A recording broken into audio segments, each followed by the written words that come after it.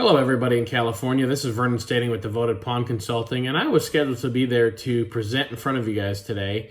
And unfortunately, I had an emergency come up here in Minneapolis, and right before I was supposed to leave, actually, and I was not able to make it down there. So I didn't get to enjoy the good weather, the amazing networking that happens at these events.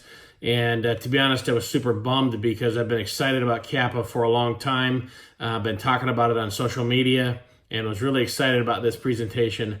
But I think you get a lot of value from the video that we're about to show you. This was recorded at our pawn conference in Florida about 10 days ago. And I presented on both of the same topics that we're going to talk about here today, or that I was supposed to talk to you guys live about, which was growing your loan balance and growing your retail sales. So unfortunately, I have to miss out with you guys, but I would still love to connect with any folks that have any other questions on this topic. You can always reach us at devotedpawn.com, and there'll be some contact information on this video as well. Sorry I couldn't be there. I'm excited to meet with a lot of you guys. As you know, we do a lot of business in California, and I'm sure we'll do even more after this event. Have a wonderful day, guys, and hopefully you enjoy this presentation. All right, so we're going to talk a little bit about growing your pawn balance, and that's one of my favorite topics. Honestly, I think it's kind of interesting that this is always the number one topic that people want to hear about at these conferences here. So, we're going to give you a little bit of background on myself. Worked in the franchise world. I was asked to work on consulting projects. So guys that owned a franchise that we worked in also owned other stuff. And they said, listen, we want to get into pawn. And they had done payday loans and check cashing and that kind of stuff. And I said, okay, well, I don't know anything about pawn. Let's learn it together. And we muddled through, and we made a ton of mistakes, and we had a lot of problems with it. But we got through it, and we basically did them in a session of, hey, let's buy them and flip them. And that's how I got into the business. And so from there, I thought, we keep doing this for about 2 or 3 years. I'm pretty good at this. I think we can make a living doing that. And I saw an opportunity to do it full time. I started my company, which was the first one I started was Devoted Business Development. And then we transitioned into and reincorporated into Devoted Enterprises, which is our current deal. Devoted Enterprises is the parent company with 4 DBAs that we work under, Devoted Pawn Consulting being one of them. So it's under the Devoted Enterprises brand. We also own a nonprofit and run a nonprofit called Devoted Foundations, which helps business owners in need that can't afford to get the consulting they need. I'd say about 80% of our clients are in pawn and jewelry, and the vast majority, of our staff is dedicated to that. I think we bring a fresh outside perspective using knowledge from, other industries, franchise, retailing, all that kind of stuff. And we believe that helps us be more successful in this industry. Our experience shows us that there are many ways you can grow the pawn balance, and in fact, just about everything we're going to talk about today costs no money in your stores. So I want you guys to pay attention to that. I'm going to speak on about 10 to 15% of what our normal training that we do when we come on site consists of, okay? So there are missed opportunities in everybody's store, correct? That's the first thing we're going to focus on. Missed opportunities are those things where customers come in, right? We turn the item down because it's not something we take. If you're only a jewelry-only store, you're not going to take handguns, right? So that's a missed opportunity. Doesn't mean we did anything wrong, but it's just an item that we can't take or we don't want to take, okay? So we have those. Who agrees that we have those every single day? Everybody, right? I think we're in agreement with that, okay? Then there's things that we cannot close the deal on, right? They want too much money because they're educated, right? And then they price shop us. Who has that happen in your stores? Tons of people, right? Okay. And there are other issues there. Sometimes there's, a difference or agreement or disagreement and they don't want to do business with us. Those happen. So we have those every day in our store, right? Yes? Okay. Good. So one of the things you can talk about, and this is incredibly successful, it's so simple, but it's just amazing that we don't take better advantage of this. Okay? Instead of, we do not take this item, try something like this. These are the things that we pay top dollar for, or that I can't get enough of in my store. If you have these, we can help you out, okay? I can take somebody's item that I don't want and say that and not offend them, okay? So who uses something like this? I've seen a few of these recently. That's good. If you aren't using something like this, use it. This is something you need to promote not only to the customers that come in, but on the pond side, and we can't help them, but also the customers we can help. Why is that? Can you grow your loan balance a lot more with this than with a Sawzall? Yeah, right? Not saying we don't take Sawzalls, not saying I don't even want them. I'm saying if I can get a customer to loan this, it takes a lot less of those to grow your loan balance than it does a bunch of tools, correct? So let's educate the customers on what we're trying to do here, okay, and what we really, really want in the stores, okay? All right, so here's another one. We'll use an example of a customer that wants $100 and we're really at about 50 bucks on this, okay? That's a challenge. Who runs into this every day? Every day, okay?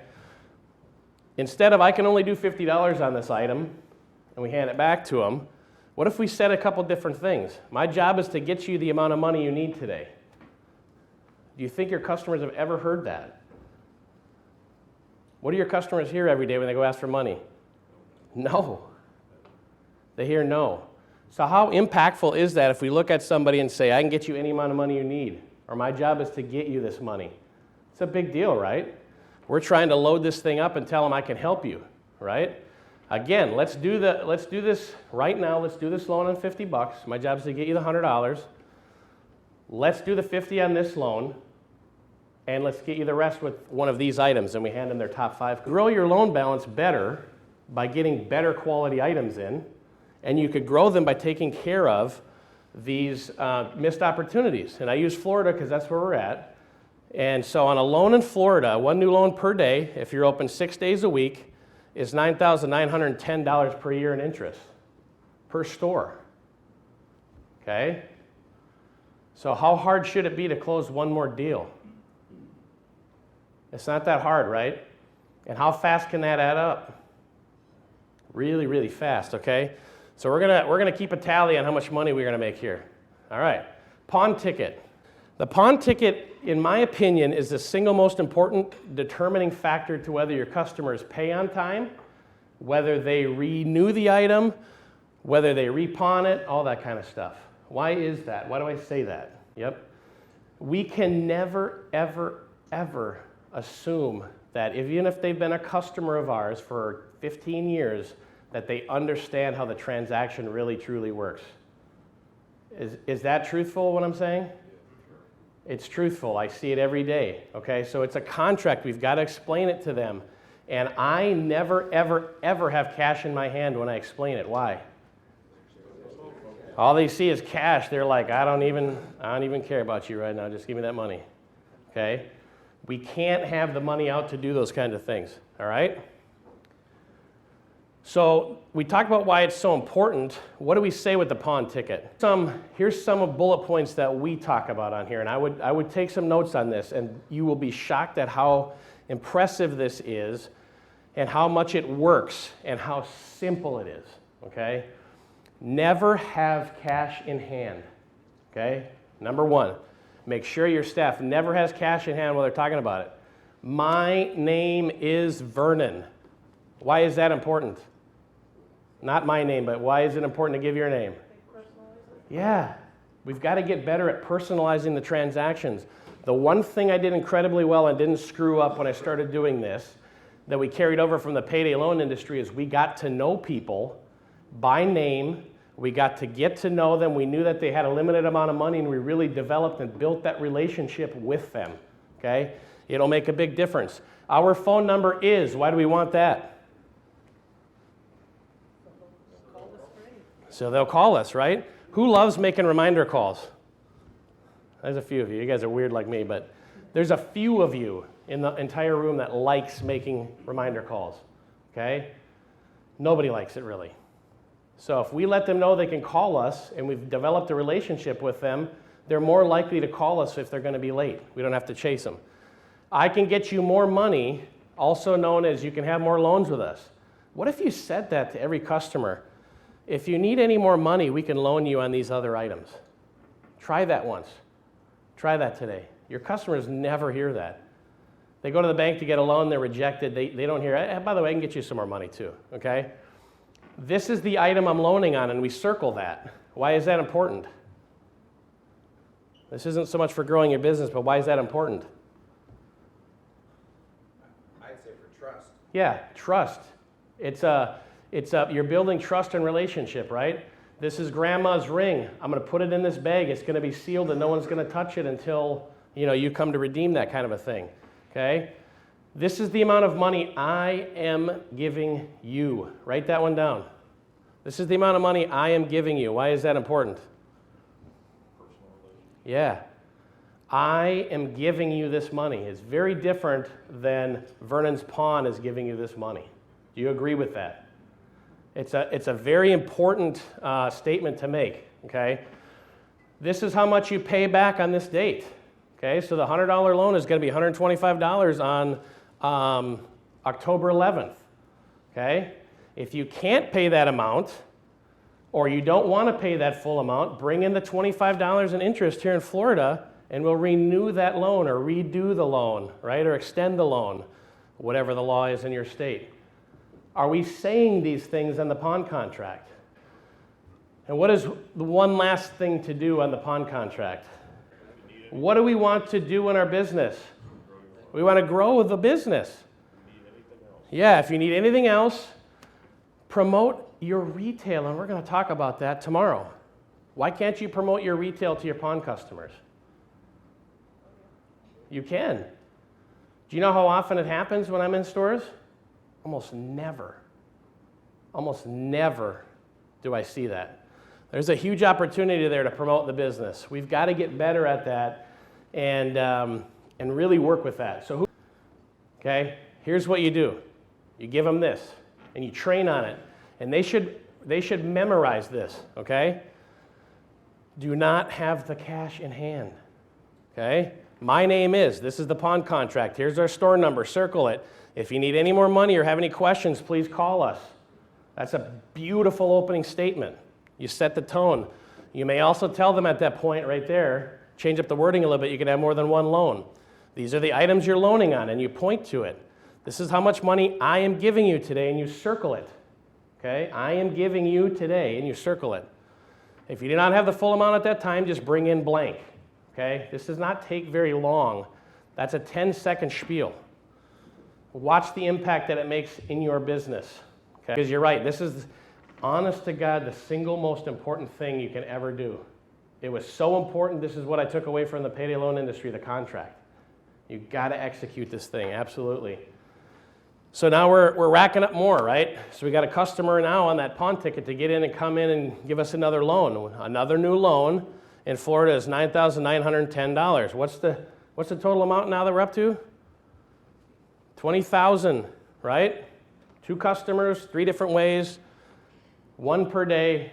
That's a lot of cash in your store. And guess what? Did you have to add staff? Did you have to do anything? No, this is important for you guys to remember that. What are some ways to develop relationships with customers? Yeah, one of the worst things that you can ever do when someone hands you an item, right? Says, I need some cash on this today, and we look at it and we set it down and say $20, $50. What do we do there to the customer? Yeah, that's the coldest relationship, man, ever. That's like, you're just, next. That's not who we are. That's not what we should be in the pawn business. What else can we do to develop relationships? Extensions on loans. Yep. Helping them out. Work with the customer. Let them be an exception to the rule in certain cases, but don't let that be the rule in your store. Develop the relationship with that client and that customer. It's huge. We've got to be able to execute that. What else? Think about that. We talked about this yesterday. 60 to 100 stores a month are closing.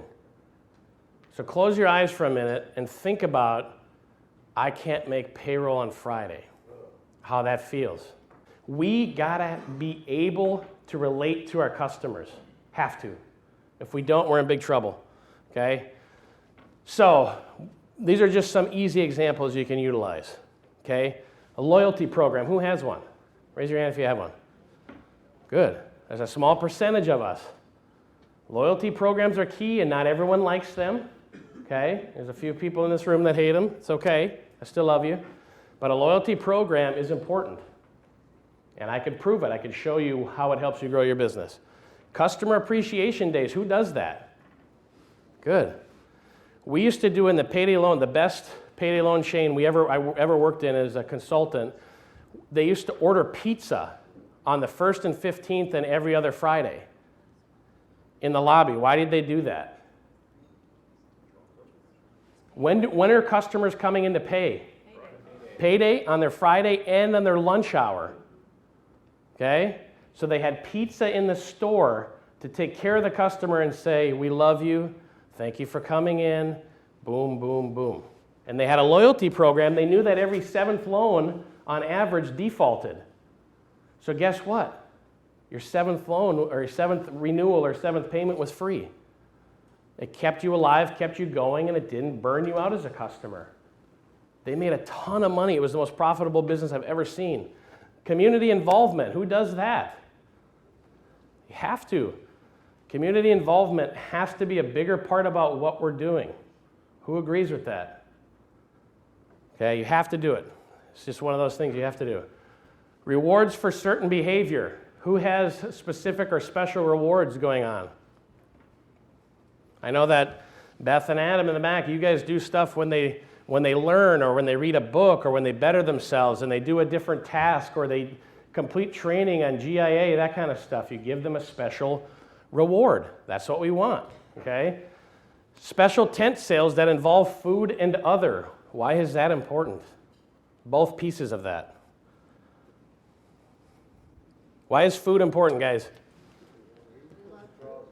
Yeah, it transcends every culture.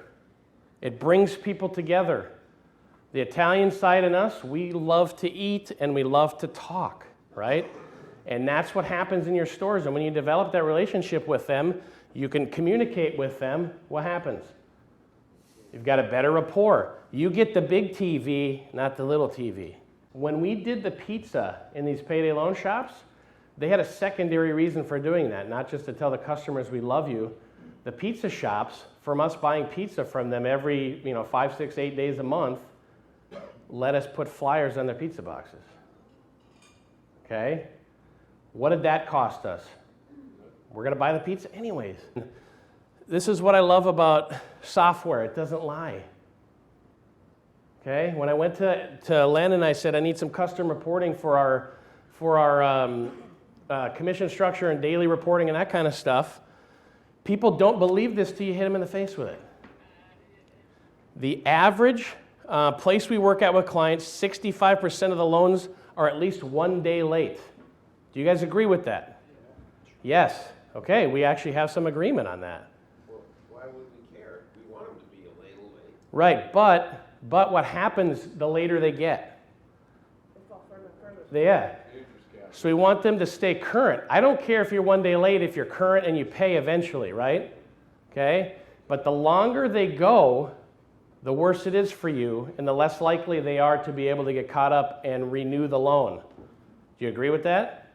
Okay. Run your own report if you don't believe this. I've seen this number as high as 85%. It's not uncommon to be over 70. Okay? In those same stores, nearly 50% of those are 30 days late or later.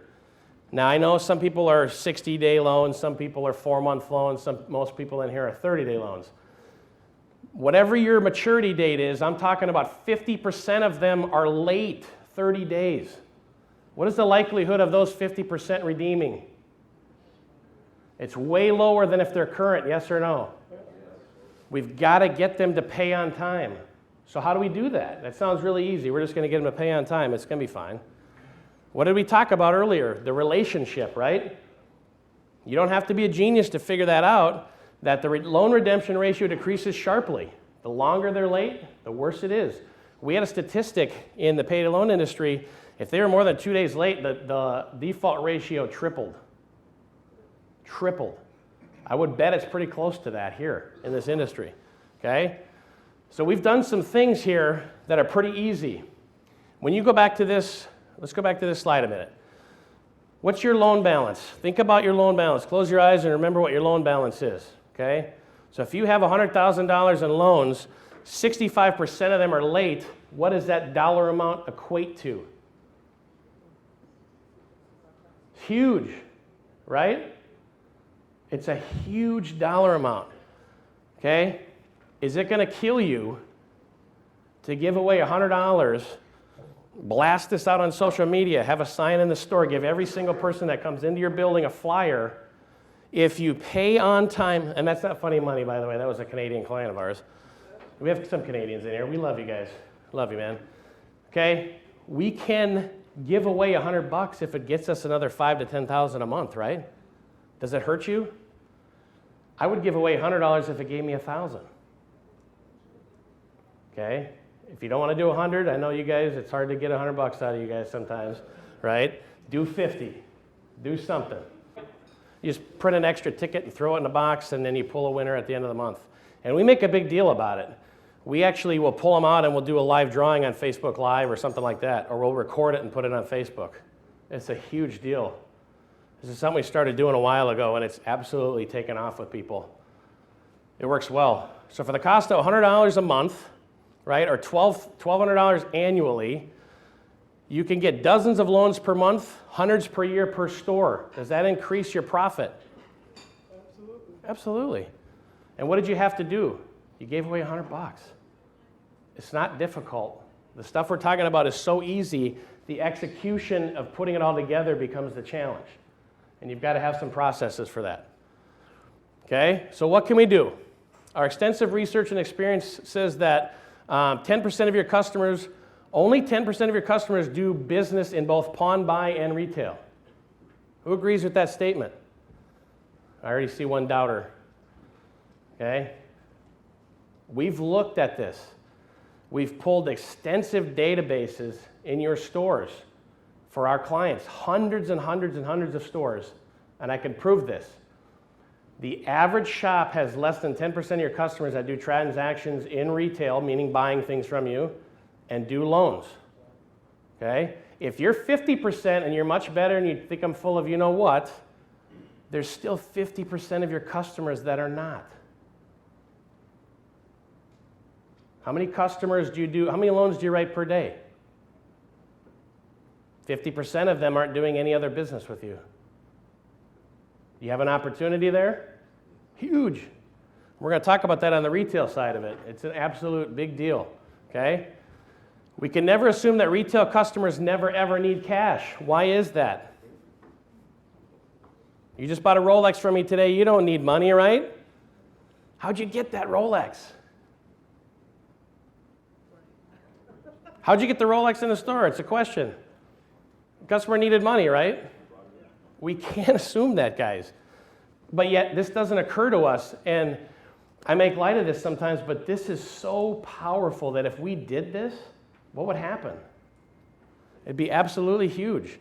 We can never, ever, ever, write this down, assume that your retail customers never need cash. How do we get the items in our store? You don't have to pay a guy like Larry, and he'll take your money, but you don't have to pay a guy like Larry to grow your business a ton. You pay a guy like Larry to grow your business once you've maxed out all the other stuff we're showing you here today, right? Let's do this. We can do this here. Promote your top 5 items to your customers, okay? Here's how you do it. You don't go up to them and say, thank you for your purchase today. I know you're going to be broke in 30 days. When you do, I'll loan up to 50% of this item. You don't do that. Okay? You guys are laughing, but I've heard it.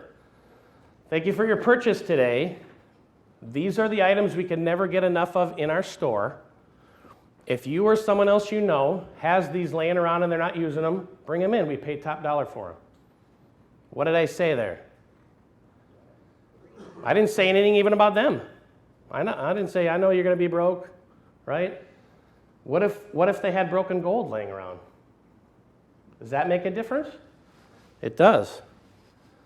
This is a big deal. We've got to be able to turn these into cash and get them to figure out that the stuff they have is worth money and develop that relationship with them. Retail sales to me is a big part of what we should be doing and try to do in pawn shops, but it always seems to be the secondary thing that we think about. My experience has been, since I've been in pawn, that people really try to grow the loan balance, and they think when the loan balance grows, the stores are busy, and retail kind of just takes care of itself. And it doesn't. We're going to talk about that. And here's the kicker in pawn, guys. Here's what we got to remember, and we really get away from this. We have an advantage on every other retailer. Why?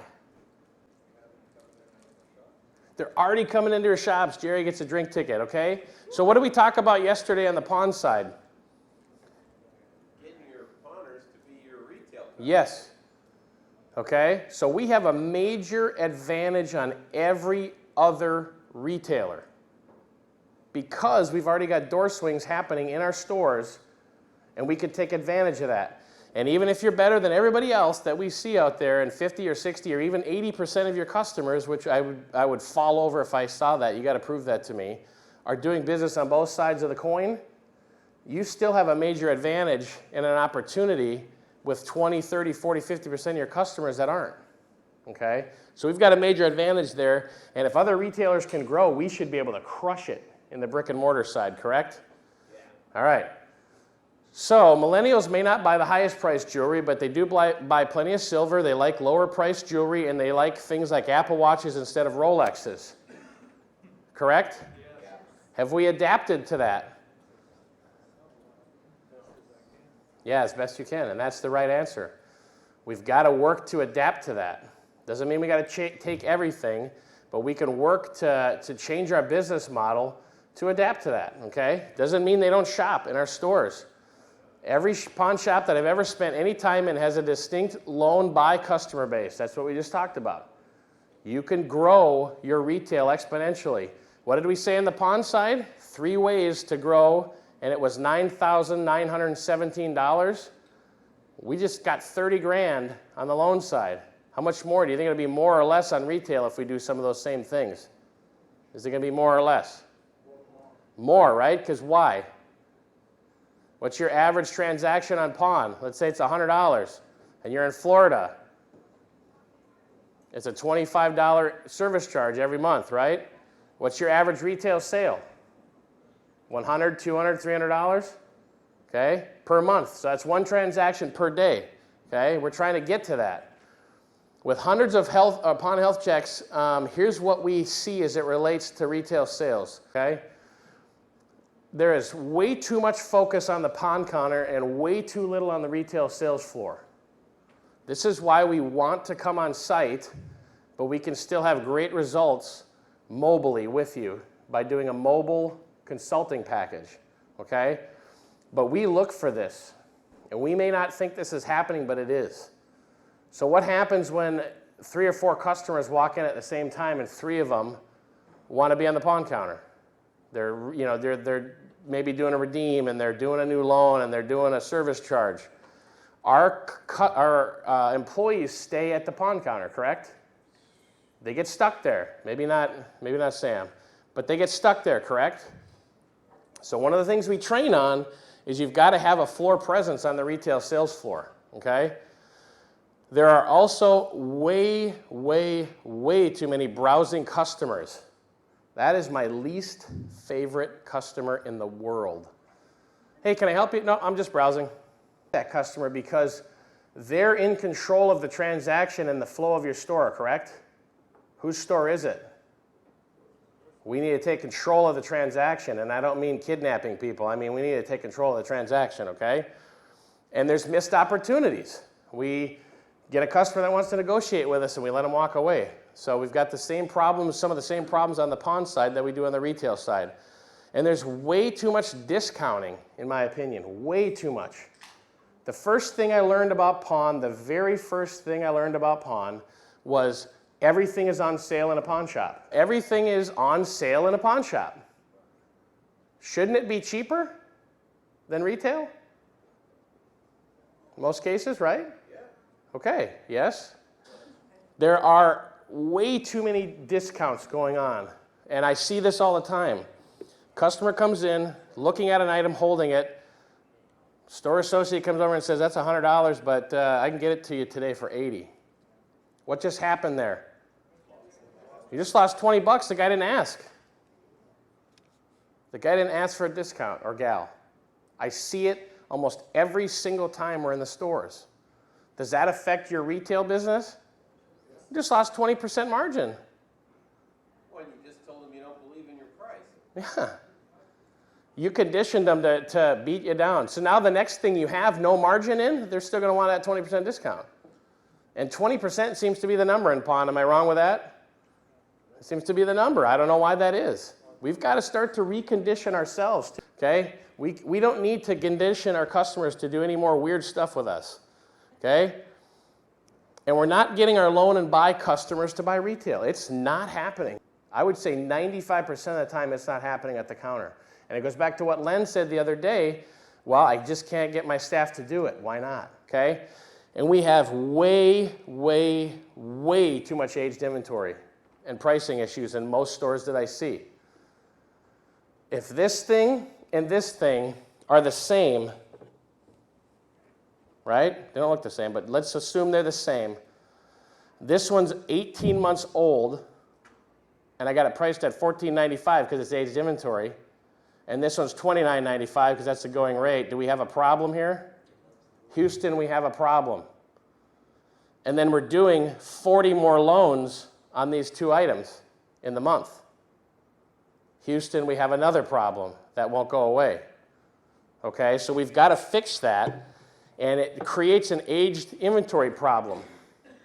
So what happens when items become aged? They lose value. Okay? They absolutely lose value. So when we have items that lose value and depreciate, what happens to the money we put out in the beginning to get it? Yeah, it becomes a sunk cost. I had this conversation with an owner in Florida about 3-4 weeks ago when I was down here. Sat down, and I said, it's hotter than blazes down here, right? And he said, yep. I said, would you ever buy an air conditioner for $10,000 for your store and let it sit in a corner? No, I would never do that. That's stupid. I'd use it. Okay. You just spent $50,000 on X amount of things that we looked at on his reports, and you're not using them. You're not selling them. They're not priced right. They're aged. That's a sunk cost. It's going to kill you guys someday. We've got to stop managing the margin and allow the process to give you the margin that you want. Do you understand the difference? When you start to manage the margin, you say, what's my cost in this item, as opposed to what's it worth? Two very different questions when it comes to pricing and valuing and those kinds of things. And it affects your retail. Okay? And we've got merchandising issues. Well, what does merchandising have to do with sales, Vern? What does it have to do with sales? Merchandising has a ton to do with your retail. Here's some statistics we see and that I learned from outside the pawn business. I get a lot of flack because we consult outside of this industry, even though about 80% of this is what we do. Guess what? I've got some valuable information from those industries. And in retail, they tell you anything above 7 feet is invisible. In retail, they tell you anything on the floor is a discouraging factor when it comes to sales. They tell you if the areas are too low, or if the aisles are too narrow, it becomes a problem. People won't go down those aisles. Do you guys know those things? Okay, but guess what I see every time I'm in a store? We've got so much of aged inventory that it's on the floor. Or they're piled on top of each other, the tools. I see it all the time in tools. Here's another way that merchandising can make you money. Guess what the first thing we did was? I re-merchandised first. I took the things that were here and moved them here and here and here and here and here, so that the customers that are coming in every day had to take a second look where things were. Then I got the pricing right, and I took care of the aged inventory, and what do you think happened to retail? Those two things made a dramatic 20, 30, 40% increase across the board in retail sales. And that gave us money to loan. Then we did the loans right, like we talked about yesterday, and we fixed the process from there and went back and cleaned up all the other schmuck that we had to take care of. Okay? Make sense? Merchandising is huge. You can grow your business simply by merchandising your stores differently, okay? Don't let anybody tell you any different. So what is this? Okay? What does that have to do with pawn? Yeah, she gets a drink ticket. You got to have a game plan and you got to move around right up front here. The reason why I put this graphic up here, simply because when your staff knows that you have a plan and they know what to do, or when a customer acts a certain way, everything gets easier. Okay? So how does that have to do with pawn? Here's what it has to do with pawn. You should be role-playing, and prior to role-playing, you should have a opening team meeting before the day opens, and then a midday one when the next staff comes in or whatever, and you should say, we've got 3 staff on today. If we got people on the retail sales floor, you're the surveyor of that retail sales floor, and your priority is going to be out here. You finish up with your customer and you get your butt out there. And you two are going to stay right here on the pawn counter, and you are going to only do, service charges. This guy's going to do new loans because he's faster and better at it. You're going to do redeems and service charges and this kind of thing. And that way, when you get a line at the people at the counter, this person can excuse themselves and slide back in and back out, right? That tackle over here can slide in and can slide out or can block down to block these guys. Make sense? I love football. I got to throw football into everything. And when they don't execute it, you say, you should have slid out here and done that. Let the customer, someone will be right with you. I need to go help this person. I'll be right back. That loan customer will wait if they're greeted and you take care of them. Okay? That retail customer will not wait, ever. The customer, read the title, Just Browsing Customers. They've got a mindset. Okay? We've got to flip that mindset, right? So what does a circuit breaker do? It allows electricity to flow one way or shut it off and it stops. Okay? So we got to interrupt their thought process because they're in control of the transaction and they're just browsing. Hi, can I help you today? Nope, I'm just browsing. They're in control of that transaction. We can flip a switch by saying 2 simple things that take you a split second to do, and we can take control of that customer. Do you believe that? Yes. We're going to talk about them. You better believe it. Okay? Our goal in retail is the art of the sale, and this is lost in pawn. We've got to get the customer to ask us a question, and we can do that by using the circuit breaker. Okay? We got to get them to want to see something. Okay? So let's use a 1 in 10 example, right? If 10 customers walk in your store, maybe 1 or actually less than 1, and our statistics will say that they're going to buy something, 1 in 10. It's not very good. Do you guys agree with that statistic before we move on? Yeah. Would you say that's pretty accurate? Yes or no? 1 or 2, yes. Okay. So let's stick with 1 for this example so the math is easy. Okay? So you got to get them to ask a question. Once you get them to ask a question, they will want to see something and the likelihood doubles of them buying something. So now it goes from 1 in 10 to what? 2 in 10. 2 in 10. We're good. We're moving forward, guys. I love this. It goes to 2 in 10. If they want to touch it, then they most likely have to have it, right? If you have some good salespeople, what do you think the likelihood does then? It doubles again. That guy needs a drink ticket. So now it's what? 4 in 10. We quadrupled the amount of customers that are going to buy in your store by doing that. How hard should it be to get a customer to ask a question? No, but we don't do it, okay? The easiest way to get a customer into the buying mode, I'm just browsing. Okay, before you leave, remind me to show you my favorite thing in the store. If it's a guy, let me show you my favorite firearm. You won't believe the chain I just got over here. Go check that thing out. Get to know your people and start to use some of those things. Ladies, it works even better on you, believe it or not. Before you leave, let me show you my favorite piece of jewelry in the store. It's amazing when we train on this because that person will go, oh, you're just browsing? Before you go, let me show you this. That person will slide back, the tackle will slide back and move back here and help a customer with a service charge. We'll watch behind the counter. We'll watch that customer out there kind of looking to see when this person has a break. Because then they want to call them over before they go because they want to look at that item. It's the craziest thing. It's crazy, but it's psychological, okay? And all you did is put yourself in a better position to control that transaction. Now, hopefully, when you've got their attention, your people can sell. That's the rest of the training that we do that we can't even touch on here because we don't have enough time. If they can't sell, you still got a problem. Okay? All right. Discounting. Discounting is a hot button for me, and I get in trouble with this. Okay? I just used this example earlier. This is listed at $100, but I can sell it to you right now for $80. If that was their money, would your staff do that? The problem with that is, there's two issues with that. We've conditioned them to do that in two different ways. We've condoned this conversation and not fixed it. And we've got 2 or 3 main, and I'm talking about main, like the majority of the commission structures are done by 2 different consultants or other people and then adapted from there in this industry. And I'm not bagging on them. I'm saying I think that was probably very successful back in the day and worked really well. The problem with that is, if you're commissioning me on a retail sale and I'm an employee and I think you'll buy it easier at $80 than $100, do I care?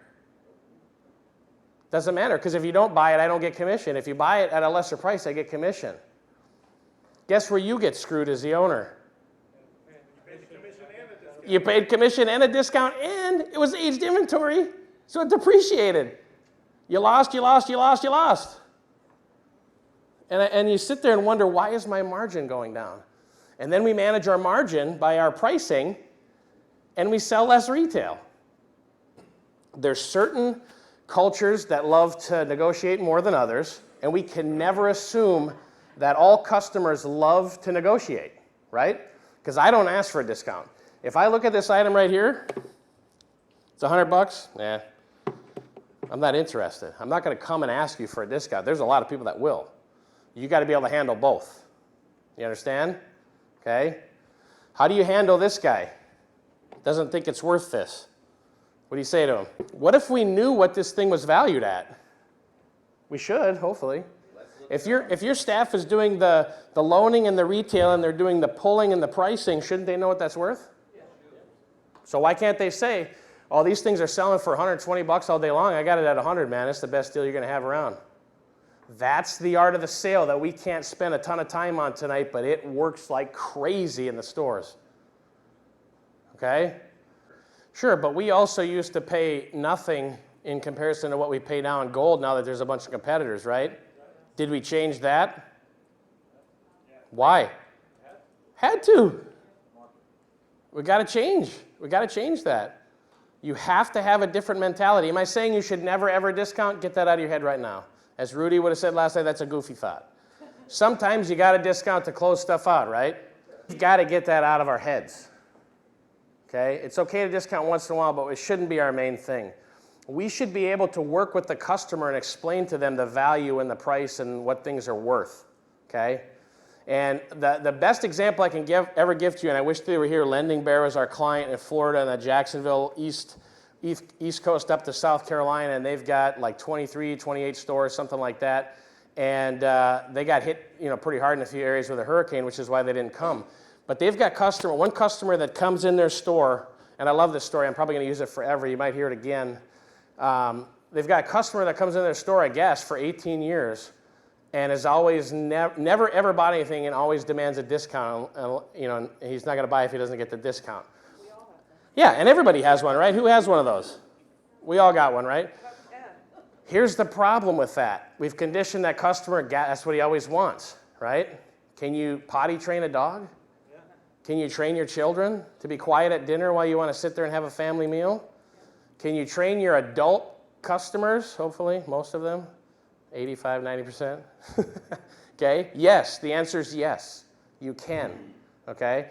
So this guy comes in, I don't know any of his history. We had just done the merchandising and pricing discussion, and we're walking through the store, and I noticed this TV that I had just bought for our offices up in Minneapolis, and I knew what they were going for used because the guy that we buy them from is a pawn shop, and he gets them wholesale, like scratch and dent type stuff or open box stuff, and I got it at a tremendous discount. They had it well below that. Customer, who comes walking in, guess what he asked for?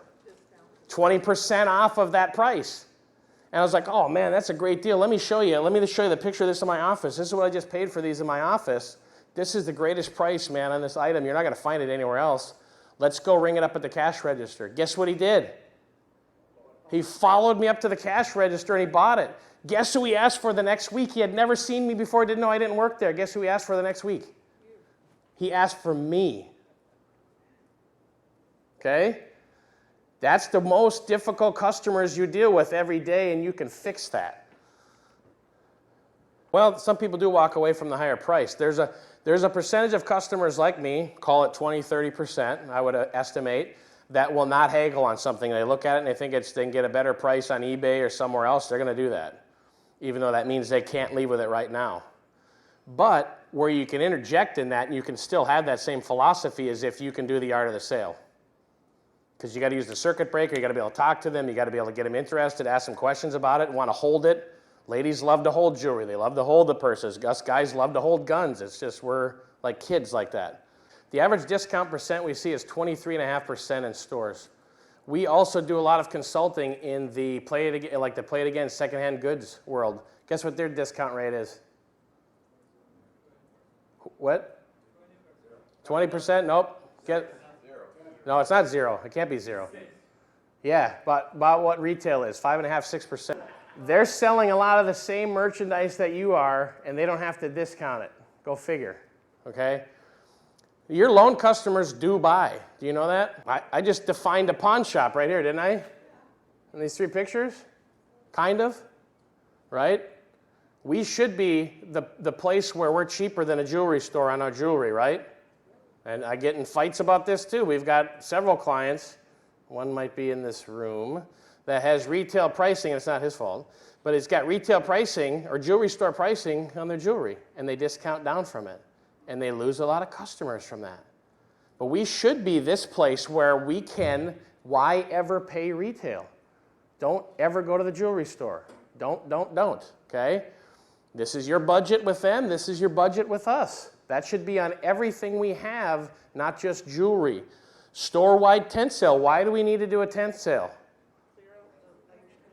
Clear out aged inventory, what else? Say that again? Creates excitement. What else did we talk about yesterday on the pawn side? What do we got to get involved in? The community, right? You guys remember, I'm feeling like this is great. We've got to get involved in the community. And this is one amazing way to do that in your stores. And you can get excited about it like we talked about yesterday. I got about 20 minutes left, okay? Aged inventory is another big one. We talked about that before.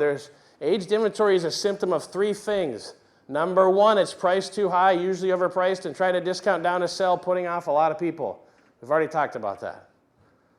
Can I get an agreement on this one at least, please, before we move on? Okay, good. We got an agreement. You guys don't fight that much. I like this.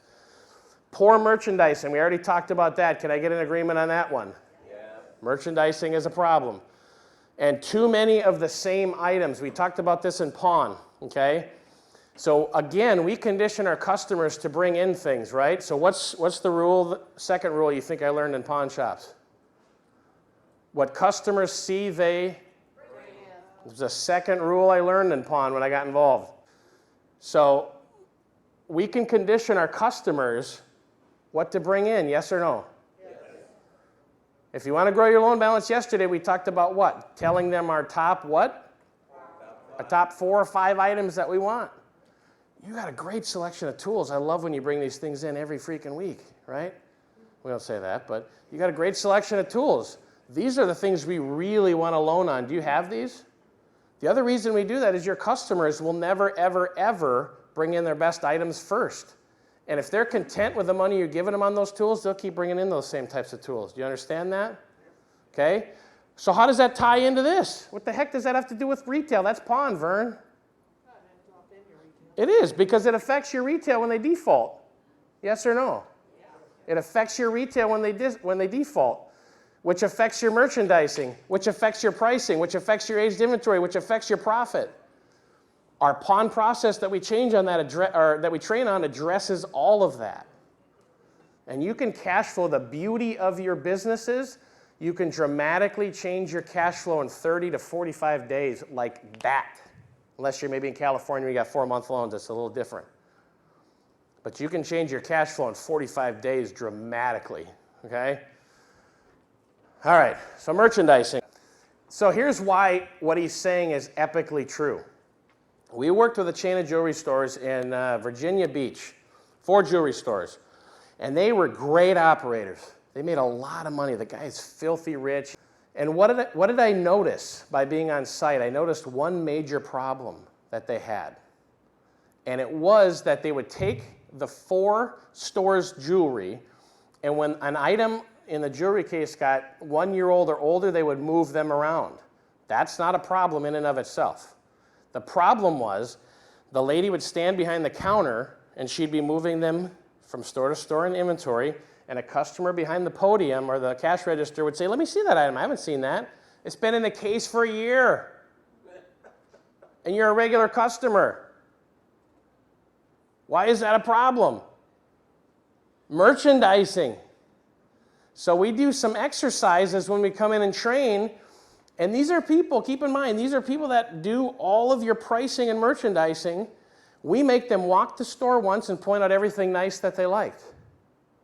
Then we make them walk the store a second time and point out everything that they didn't notice the first time they walked through, following the exact same path. And they'll come back with a list this long. Oh, I didn't even know we had this. They work there every day. This is your customers.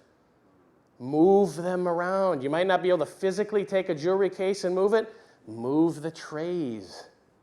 Move things around. Move the signs, right? I can't stress it enough. Merchandising is super, super important in your stores. If you want to do retail sales, if you get nothing out of this, move the items around. You can find that information out. So it pays to move things around because customers think they're new. Okay? Here's another one. We talked about discounting before. We got to talk about this. Can you have a clearance section without discounting something? Yeah. Okay. So because we got a tag that says clearance, does it have to be discounted in price? No. Thank you. It does not. We can still move items. Which one sells more tools, do you think? Why? Because it's organized. What else do you notice about it? Categorized, size, right? Standing up. I noticed the red and yellow. Okay? That's going to sell more every time. There's 2 laws that are violated here in retail that I just told you earlier. What are they? I don't want to go down there. I don't want to go down there, and what else? On the floor. On the floor. 2 strikes. They're not going to go down those. And it's hard, man. I'm not picking on these people. This is nobody in the room, but I'm not picking on this because some of us maybe have this. Not all of these things need to be up front. Yes? Do you have to take them on the loan counter? What if you could adjust? What if you can fix, okay, you got a problem here, right? Yeah. Okay, but the problem is started here. So what you do is you go back and you fix the problem here and make sure it doesn't happen again anymore over here, or that it happens less, and then you go back and you clean it up. You understand? So the analogy that I have with you on that is, we don't have to take that many drills. And I'm not saying don't take them, but if we did the process right and said these are our top 5 things, do you think 20, 30, 40% of them might bring in something different than a drill? Yeah. And you can still do it by giving them the money and saying, you know what, this is a great drill. I know that you keep bringing it in. This is awesome. We're going to get you the money on it. These are the items we pay top dollar for. If they need more money, what are they going to do? So you can solve, 10, 20, 30, 40% of your problem depending on how good you are at that customer interaction at the pawn counter. And that's the stuff, again, we can't get into right now. I don't have enough time. But you can adjust 20, 30, 40% of your inventory. Does that affect this? It does. Because now you won't have a ton of drills, right? If you did, use this analogy, I think, because I see some confused faces. If you did 8 loans, or let's do 10 loans. You did 10 loans, and on average, 8 of them were tools. But you did this process and the stuff we just talked about, and now 4 of them or 5 of them are tools. You took in less tools, but you still did more loans because you probably did higher dollar loans on the other stuff that came in, and they're not in this aisle. You follow what I'm saying? Okay. It's a tough one because we've conditioned our customers forever, but we've got to break that cycle somehow. All right, final thoughts. We had 2 speakers kind of talk on this. How can social media and online promotion help us sell more in the stores? Awareness. What does that mean? Why do I need awareness of who I am if I'm not going to ship items and I'm not going to do eBay?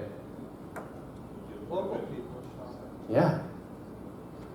The Fries do a fantastic job. Where are you at, Cliff? There he is. The Fries do a freaking fantastic job on their Facebook. They will post 3 or 4 items a day. We recommend you post 3 items a day on your Facebook once you get enough followers, and here they are. Please write these down. Your new jewelry item of the day, and guess what? It doesn't have to be new, fresh out of pawn. Okay, but it is your new jewelry item of the day. Okay, your hard to find or hard to get rid of, in our case, item that you want to move, and then your special item of the day. And if you post those 3 things throughout the day, guess what happens to your phone? It starts to ring. Well, some of you say, well, I got 6 followers on my Facebook page. How do you fix that? Your employees, but what else? What if you gave something away that was aged inventory? To get some followers on social media so that you could advertise more, to bring in more customers, and get some followers, like our page and share this for a chance to win this item. And then post the hell out of those 3 things, like they do. People call it from all over and buy stuff from you, don't they? Because I like him, I like his page, and I'm in Minnesota, he's in Pawtucket, Rhode Island, and I like his page, and then when I like something or I see it, my friends in Minneapolis see it, they buy stuff from his jewelry store and his diamond store all the time. That happens. People do that. That's how social media works. That's how you get your foot in the door on online sales, like Len was talking about. You don't have to go all in. Figure out what you want to do. Is you better be putting some stuff on Facebook Marketplace. You better be promoting them on Facebook and Instagram like we just talked about. Get the followers, promote that stuff. You better be putting some things on Craigslist that are hard to find. And you don't have to post everything on Craigslist anymore. But here's why Craigslist is still a viable option for certain things. We just sold a $4,000 drum set that was 2 years old in Charleston, South Carolina. You know how we did that? Put it on Craigslist. Someone in another state saw it and wanted it, shipped it. But we sold it in less than a week. We sold a freaking snowplow in Florida on Craigslist. Okay, that's a true story. I'll let you talk to the owner if you don't believe me. We posted it because it was on loan 18 or 19 times. The guy is a snowbird, comes down from like Tennessee or something. Or no, the guy that bought it was from Tennessee. I can't remember where the other guy came from. Like, how do you get a snowplow down here, right? Guy comes down from Tennessee, picked it up, found it on Craigslist. Craigslist, trust me if I'm wrong, I'm not the web guy, but Craigslist has some pretty good web authority. So when people are searching for such and such an item online for sale, they'll see it if it's on Craigslist. So I told you all the money you can make on pawn yesterday. 1 new sale per day is $39,000 a year. And I think the math I used on that was an average sale of $125 times 6 days a week that you're open times 52 weeks a year. Per store, 1 item.